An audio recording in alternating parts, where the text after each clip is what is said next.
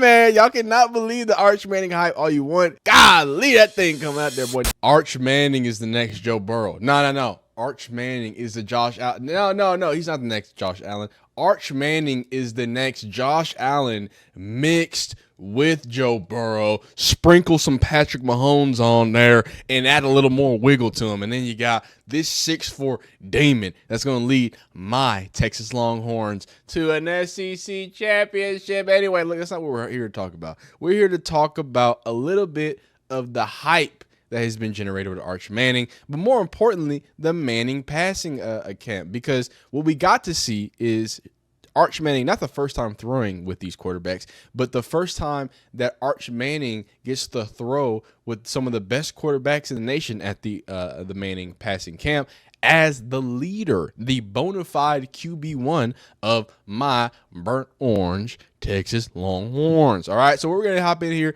watch a few clips. We got Cade Klubnik spinning. You got John Mateer on the Sooners. How dare y'all allow the Sooners to have a competent cornerback and running back? We got problems, okay? I'm scared. We got Mateer. We got Cade Klubnik, who gave us a scare in the playoffs, as well as a few more quarterbacks that we're going to get into.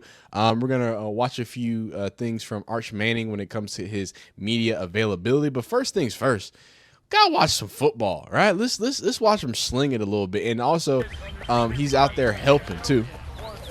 He's got his hands up for the youngins. Good rep. Hey, Pete, we're good. And people were mad because Arch Manning is walking like a zombie, and Eli Manning, who's like 37 years old, is drenched in sweat, jumping up and down. But I would also say that y'all, I mean, if you're going to be mad at him for walking him down, you should also see that he, wait. What does he do right here? What does he do right here? He's helping, right, and showing them, boom, how the process is. So come on, man, don't try to paint everything. And there's Cade Klubnik, which I didn't think Cade Klubnik was a coffee guy. I didn't think he would be but I thought being a Clemson guy, I thought he would just walk around with like a can of dip. You feel me? I just thought it. And look at Peyton's on that. Hey, what are you doing, son? This is. Let's go, GLD. I forgot who that was. That was another. There you go. Okay. It's hard to throw sidearm and then get it high, right? Try to get on that feet, get high. Okay. Nice, good ball. Oh, lefty. He's locked in. Okay. Oh, Oregon guy. Okay.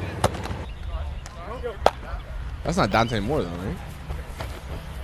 I just retreat. Yeah, right. Better. Okay, well, he does not look like he wants to be there. No, Arch Manning looks like he wants to be anywhere but there. But he did get a chance to spin it. We're about to actually, let's just get right in there. Let's go right there. And we can see him operate. And something that really stands out to me is the lower half. I know we should probably say pause to this, but the lower half, not only smoothness and composure, and again, we were watching Quinn Ewers with a destroyed oblique and destroyed ankle, so maybe that's another thing, just being kind of grace. But to see the confidence and poise in the lower half too, right? It's not just, hey, the speed, the fluidity of the lower half, but it's that, hey, I'm confident at the top of this drop, right? I do this with confidence. I'm looking with confidence. I'm looking to strike right now, right? I get to my hitch, and I mean, cool. Hey, man, y'all cannot believe the Arch Manning hype all you want. Golly, that thing come out there, boy. Now, again, he holds the ball a little low for me, but man, does that thing get up and go, huh? He just torques stuff. Throws a goddamn laser, and this motherfucker dropped the ball. Oh man, he is looking absolutely great. He can just flick the ball. That was kind of almost like a sidearm. You can see him kind of torque down. He can throw like bombs too, and I think that's the biggest thing. And here is Arch Manning, Cade Klubnik, Sam Levitt was there too. Sam Levitt was the other guy, other dog there. John Mateer. They're all gonna throw some balls here. Let's watch. Here's Cade, Clemson quarterback. A lot of people think one of the better quarterbacks in the nation coming up to this year. I have to agree. Drops a big bomb. Did this dude pull his hamstring or something? What happened there? John Mateer, I'm hoping you do terrible things, but this guy is really good at football. As you can see, he is really good at football. Sam Levitt, another guy who I hope we don't have to play again because he is really, really good at football. He's like 6'4". He's like more slender. He's like Avery Johnson-ish, but longer and I think a little more built. And he can make a lot of those passes. And again, that confidence in the step. Woo! Look at how he ripped that thing. Can y'all catch the? Hey, it's called the Manning Passing Academy, dog. We gotta make the kid look good. But did you see that thing? Look how he rips that thing. Yeah, I don't know who these receivers. These is like the most unathletic. The last dude who John Mateer, who threw. No, Sam Levitt. I forgot who it was that threw to. I swear to God, he threw to a tight end. This dude's fade looks worse than mine right now, and that's saying a lot. And he probably lost it in the lights, to be honest with you. But I mean, dog, you're right there. You take 2 steps and you got that. You know what I'm saying? That's not. You know what I'm saying? Am I doing too much? Am I glazing too much? Am I coping? But that thing, woo. Hey man, I feel like he can sling it there. I feel like he can sling it. Here's the other side of that dig. Again, I'm not coping on this one. This one is like legit. It's the same dude. Okay, no, he's a Texas A&M.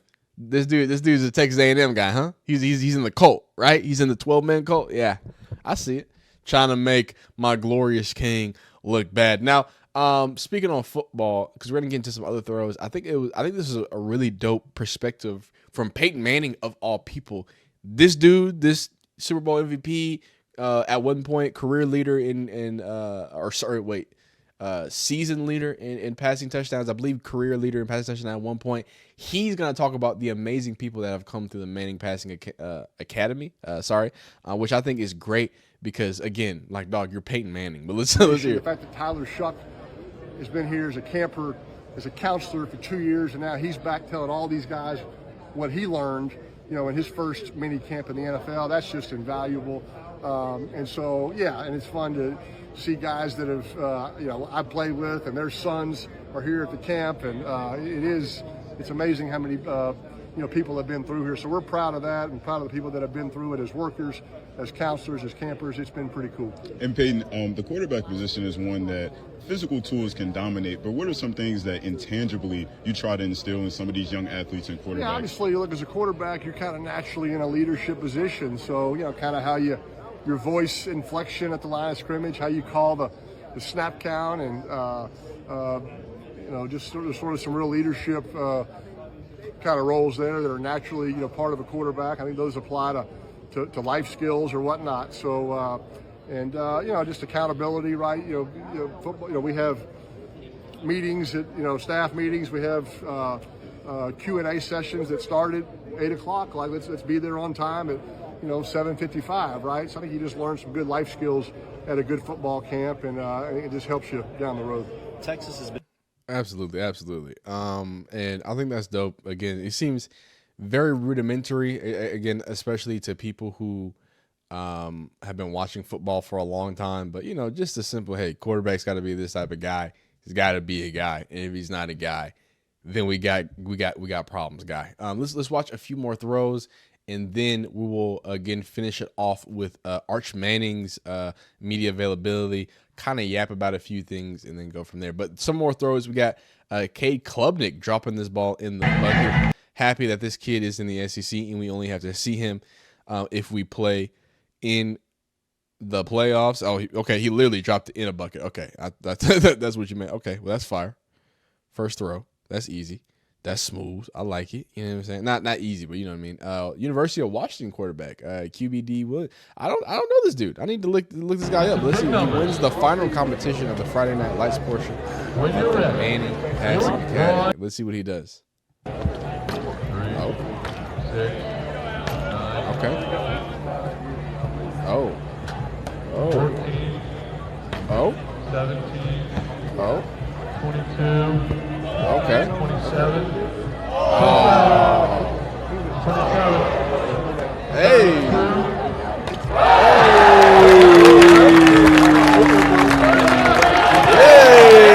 Hey.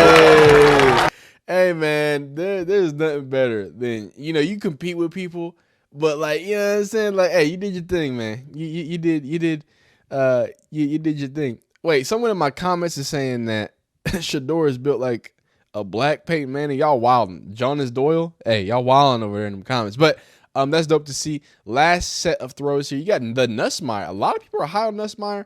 Now, this is crazy. I'm going to preface what I'm about to say by the last time I said this about an LSU quarterback, his name was Joe Burrow, and he became, a national champion, Heisman, yada, yada, yada. I don't know if you heard of him. But Garrett Nussmeier is a guy that people are so high on. People love his anticipatory throwing ability. They love his, ball placement, XYZ.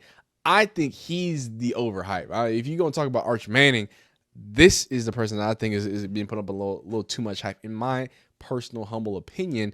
But I don't think you can deny that the kid can spin it. So let's see him. Oh, okay. You're going to put, what is all that? I mean, that thing is tight. It's long. It's big. I mean, Oklahoma quarterback John Mateer. I hate that he's good, but you can't deny that this kid's good. And he drops a softball. Okay, nice. Arizona State Sam Levitt. He layers one. Boom, a little duckish, but smooth. Gio Lopez from North Carolina. Oh, I didn't know he was a lefty. Got some comebacks here. Some dude named Arch Manning sticks that thing in. Woo! Yes, sir. There we go. Missouri quarterback Bo Perbula. He was a former Penn State guy. He was the one that not in trouble, but everybody made the big hoopla because he transferred during the playoffs, and he actually had. I mean, y'all, we got to catch the balls, son. All right, we got to catch the dang balls. But yeah, lefties are definitely weird.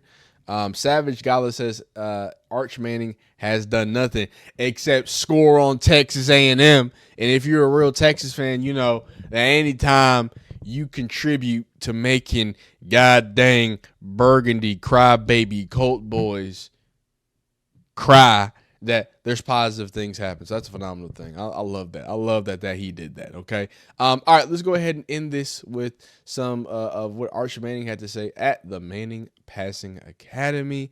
And then we'll wrap this thing up, put a bow on it. What's it feel like to see all the guys in your home state doing their thing?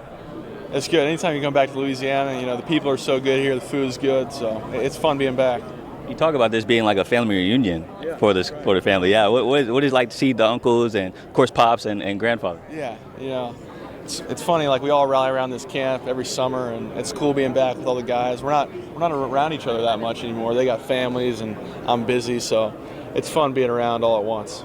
Yeah, you've been traveling up in St. Louis. Yeah, that's right. Well, just tell me about. Of course, you blew up on social media. Did you expect that to happen? And I didn't expect that to happen. Yeah, I guess that's everything these days. But it was fun. I went with Wingo and his camp, some other teammates. It was cool. I was saying earlier, Wingo's a legend down there. So all those kids wanted to be just like him.